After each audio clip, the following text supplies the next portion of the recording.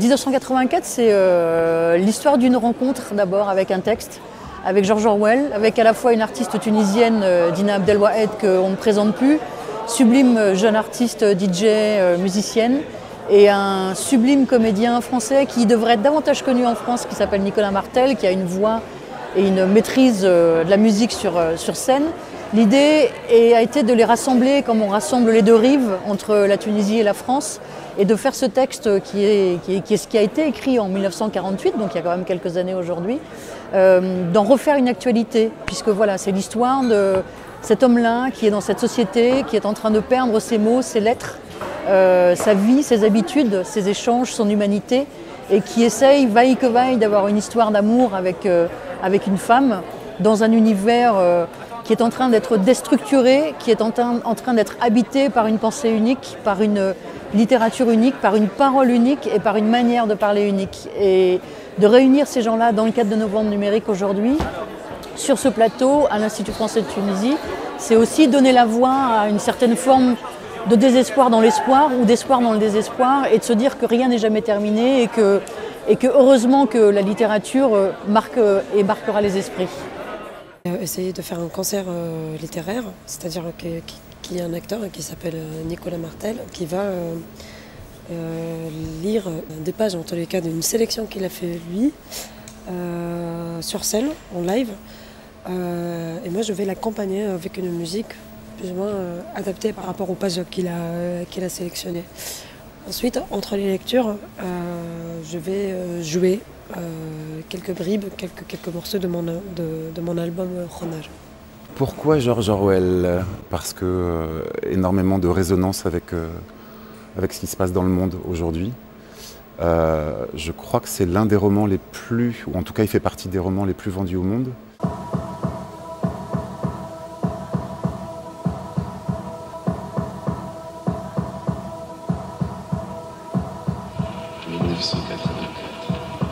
Il n'y a rien, non mais rien de plus beau que la destruction des mots. Bon, bien sûr, l'épuration maximale se situe du côté des verbes et des adjectifs, mais il y a aussi des centaines de noms superflus. Pas seulement les synonymes, hein, les antonymes aussi, car enfin, pourquoi conserver un mot qui n'est que le contraire d'un autre? Chaque mot contient son opposé en soi.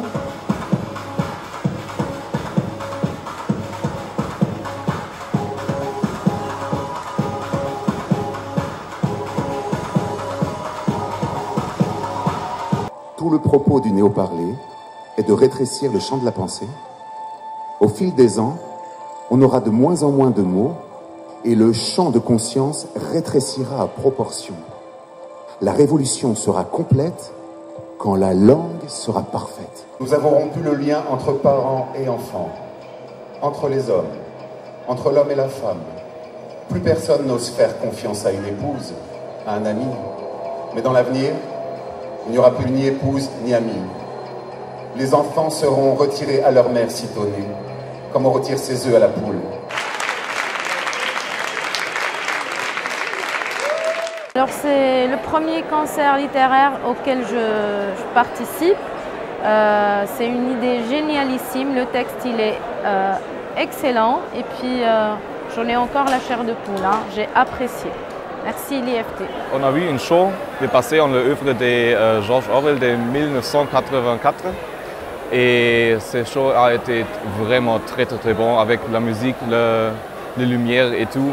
Voilà, l'œuvre ce n'est pas une œuvre classique de la littérature française, mais c'était très bon, vraiment.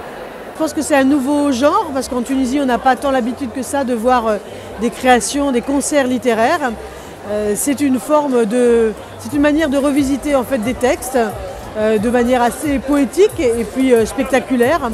C'est une forme qui aujourd'hui s'est pas mal développée en France notamment. Il y a beaucoup de festivals littéraires qui existent sur le territoire et on a envie, nous, dans le rapport et dans la programmation qu'on peut avoir à l'Institut français, d'apporter peu à peu aussi cette dimension-là de la littérature, c'est-à-dire redonner quelque chose de vivant à la littérature, la faire partager autrement avec des artistes qui s'en emparent, qui en offre une lecture différente, nouvelle.